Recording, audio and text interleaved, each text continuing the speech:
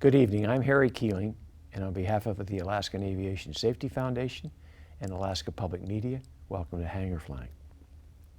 Our guest this evening is Lieutenant Colonel Linda Thierauf. Linda is an incredibly talented young woman with a very important job at Joint Base Elmendorf-Richardson. She graduated from Notre Dame and ROTC. Early on in her Air Force career, she flew the T-6 and then the C-21, which is an Air Force executive jet. Most of Linda's flying in the Air Force was in the C-17, Globemaster II. But she also had a very interesting job in international affairs. In that job, she traveled around Africa to Morocco, Jordan, and other exotic places. Linda, welcome to the show, and thanks for your service. Thanks for having me, Harry. Let's start with a fun question. What's it like flying the C-17 around? So much fun. You wake up one day and your home station, say here at JBER, you take off, and the next thing you know, you're in Japan.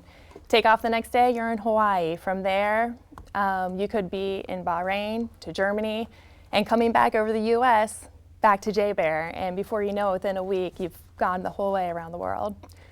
It really shrinks the world down for you, flying the C-17 all around the world.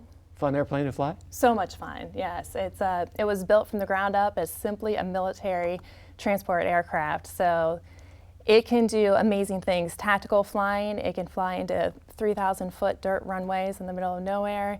Air refueling, it's great. It's a great aircraft to fly. Wow. I did a little bit of air refueling in my career, but I gotta tell you, that's fairly challenging. Is it pretty challenging in the C-17? It is challenging, and I know when they're developing the C-17, they had to put some extra systems on it to make it more stable in the air refueling envelope. But with all the practice we get through the training is great that they provide at Altus, and so the crews do get the training, and in the simulator too, where... Oh, you can do it in the simulator? Yeah, oh yeah. We can do air refueling in the simulator too. Well, my hat's off to you. Thank you. So when you're out there on the real world and you're in the mission, you have to get the gas. Pilots are able to do it, no problem. What's the longest mission you could fly with air refueling? I mean, is it a crew rest thing? It probably would come down to a crew rest thing. I'm trying to think, in my memory, the longest one I heard of was 18 hours, double air refueling. Just take off, you air refuel once, air refuel a second time before you actually go and land. Wow. But it does come down to a crew duty limitation, yes. Well, there's so many questions I want to ask you, but that's fascinating. What a beautiful airplane when you see it flying. Let's talk about your current job. Yes, sir. What is it, and what do you do? I'm the third wing chief of safety. My job is to prevent future mishaps within the third wing and at Elmendorf. On my crew, my team, I have three flight safety officers, three weapon safety managers, and 2 physiologists, so human factors analysis. What we do, we look at the programs we have at Third Wing. We look at the policies. Do we need to set more safety policies for the wing? Do we need to interpret higher headquarters safety policies? What risks should we be out there managing? Promotion and education, and then assurance as well. Going out there, doing inspections of the different units, ensuring they're complying with the safety regulations. Wow. So I guess the proof is in the pudding, and from a historical standpoint, I think I read that the accident rate in World War II was 44 per 100,000 hours. And I got to remember, Linda, in my career, some 20 or 25 years ago, in the fighter community anyway, it was right around 5 to 6%. And I think you told me the Class A, which is serious accident, rate right now in the Air Force is how much? 1%, yes. So Class A, either at least $2 million worth of damage, loss of life. We're looking at 1 per 100,000 hours. Wow.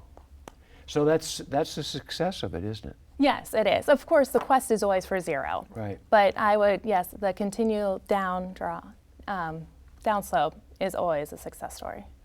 And looking at the aircraft you have at JBER, the F-22, pretty doggone good record. Yes. One fatality a few years ago back up in the range, and one C-17. Yes. That's pretty good, though. That is. So What do you think the reasons for that dramatic improvement over the years? Well, I think, at least in my time in the Air Force, the Air Force has taken a solid look at safety. We have the Safety Center, and they do a lot of trend analysis. Over the past 3 months, I've really dug deep into see what they analyze, what they're looking at. And just for the C-17 community, over the past 10 to 15 years, with the systems, the computer system we have on board now, they can really dig in and download data from flights and analyze trends across all airframes. So we can look at the C-17 community writ large, the KC-135 community writ large, and they can look and be like, they can drill down to approaches and be like, across the C-17 community, 2% of all approaches are flown slow, below approach speed. 10% are... I'm going to have to interrupt Okay. you. I've run out of time. That's probably my fault. Here's what I want to do. Can I get you on a couple more times? Of course. Because I want you, let's pick it up right there. Okay. And then I want to really talk about crew rest, because you've got Yes. some very good ideas on crew rest I think people will appreciate. All right. Thank you for being on the program tonight. No problem. Ladies and gentlemen, I hope you enjoyed tonight's program. Tune in next time. Linda will be back on, and in the meantime, fly safe.